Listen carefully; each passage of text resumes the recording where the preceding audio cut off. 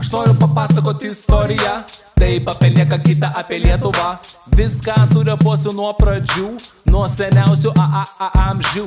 Lietuvai jau daugiau nei 1000 metų. Čia tau nemėgauti servelatų ant stalo per kalėdas. Brangus jaunoli, tau turėtų būti ėda. Jei tu nežinai vienos datos, pirmą kartą, kada buvo paminėtas vardas Lietuvos. Taip, 1009, šventas Brunonas į Lietuvą atmynė ir buvo pagonių nužudytas. Bam! O tada šiek tiek vėliau, 1253, jei konkrečiau, vyko labai didelis balius, nes Mindė tapo Lietuvos karalium. Mindė! Jo, visi sakom jo, Mindė! Tapo Lietuvos karalium, o vėliau Mindė buvo nužudytas, kaip Tupakas nužudytas, ir į valdžią atėjo kiti žmonės. Tuoj papasakosiu, ponai ir ponios. Pavyzdžiui, Gediminas tikrai nebuvo pėsčias vaikinas. Rašė laiškus, kvietė pirklius, batsiuvius ir gydytojus, kalvius ir amatininkus, visus, kad jie biznį darytų pas mus, jo. O kai valdovų tapo Vytautas, tai Žalgirio mūšį laimėjo irgi Vytautas. Iki jūros juodosios Vytautas, teritoriją Lietuvos išplėtė Vytautas.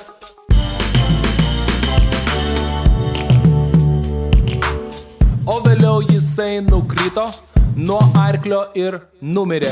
O po daugiau nei po 100 metų Martynas Mažvydas dėdėms ir tetoms parašė pirmą lietuvišką knygą. Va, katekizmas į lentyną. Dar išskirčiau tokį faktą, Liublino unijos aktą. Nauja valstybė buvo sudaryta, kokia Žečpospolita. Ir visai netrukus, praėjus porų 100 metukų, pasibeldė tuku-tuku į duris valstybės padalinimai. Tuku-tuku, pirmas pasibeldė, antras pasibeldė, ir tada 1795 trečias pasibeldė.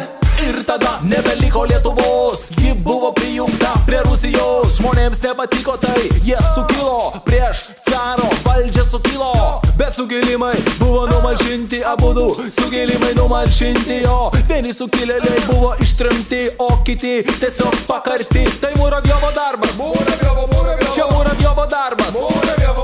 Bet tauta nepasidavė paprastai, nes atsirado motherfucking knygnešiai jau. Stumdė knygas, vežė per sieną daug kilogramų, kiekvieną dieną jo. Kontrabanda, kalėjimas, ginklai, tai buvo kasdienybė knygnešių tinklui. Kaip tu manai, ar taip gyvent lengva buvo? Ar tu manai, kad išeitis kažkokia dar buvo? Brolau, aš tau galiu pasakyti, jei ne Jurgis Bielinis, nieks neturėtų ką skaityti.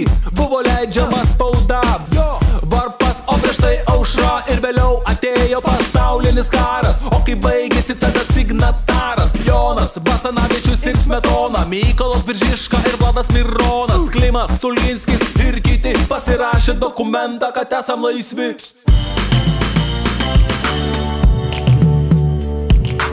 Bet laisvę pasidžiaugėm neilgai, nes kur buvę, kur nebuvę, atėjo sovietai. O po to fašistai, o po to vėl sovietai.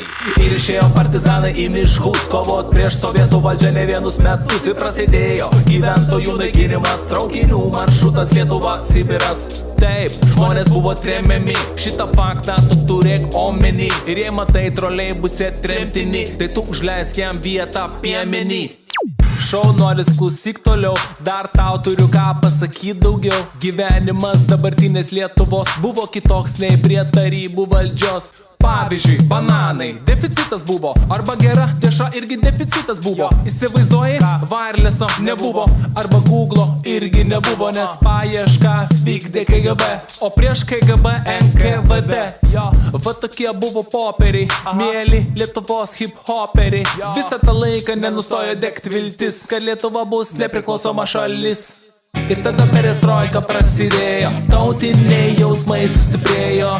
Įsikūrė sąjūdis, o jo pirmininku tapo Landsbergis, jo. Ir tada visi atsistojo, į Baltijos kelią atsistojo. Susikibo Latvijai, estai, lietuviai už rankų arba už rankovių. O 1990 metų kovo 11 atėjo ta diena, kai Lietuva tapo vėl laisva.